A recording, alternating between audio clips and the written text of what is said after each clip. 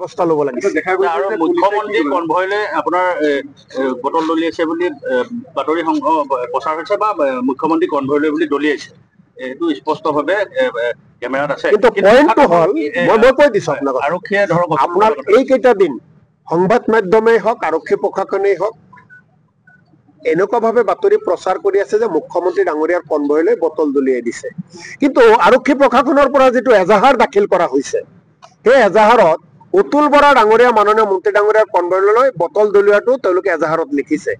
অৰ্থাৎ প্ৰাথমিকভাৱে যদি আপুনি চাই প্ৰথমতেই ভুল, তেওঁলোকৰ প্ৰথমতেই ভুল।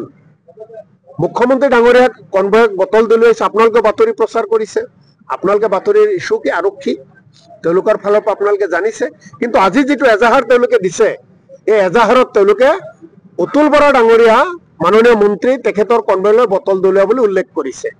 গতিকে আপোনালোকক একেবাৰে স্পষ্টভাৱে কৈছো ইয়াৰ লগত দুষ্কৃতিকাৰী জড়িত আছে, কংগ্ৰেছ দল ইয়াৰ লগত জড়িত নহয়। কংগ্ৰেছে শান্তি বিচাৰে, কংগ্ৰেছে গণতন্ত্ৰক বিশ্বাস কৰে, আৰু ইয়াৰ লগত দুষ্কৃতিকাৰীসকলৰ লগত যদি আমাৰ কংগ্ৰেছৰ যিসকল আমাৰ কংগ্ৰেছৰ যুৱ কংগ্ৰেছৰ কৰ্মী হওক আন কৰ্মী নিষ্ঠাবান কৰ্মীসকলক যিধৰণে হাৰাশাস্তি কৰি আছে তাক আমি নিন্দা জনাইছো।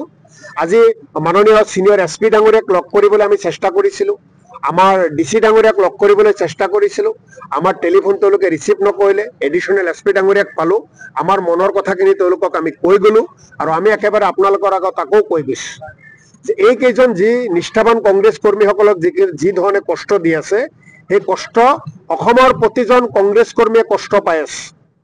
গৌৰৱ গগৈ ডাঙৰীয়াৰ পৰা আৰম্ভ কৰি প্ৰতিজন কংগ্ৰেছৰ পৰিয়ালৰ সদস্যই কষ্ট পাই আছে, অসমৰ ৰাইজে কষ্ট পাই আছে। এওঁলোক দুখী নহয়, এওঁলোক দুখী নহয়, আৰু এওঁলোক দুখী যে নহয়, এওঁলোকক দুখী সজাবলৈ কোনো প্ৰমাণ আৰক্ষীৰ হাতত নাই, কাৰণ তেওঁলোকে এনেকুৱা কাম কৰা নাই।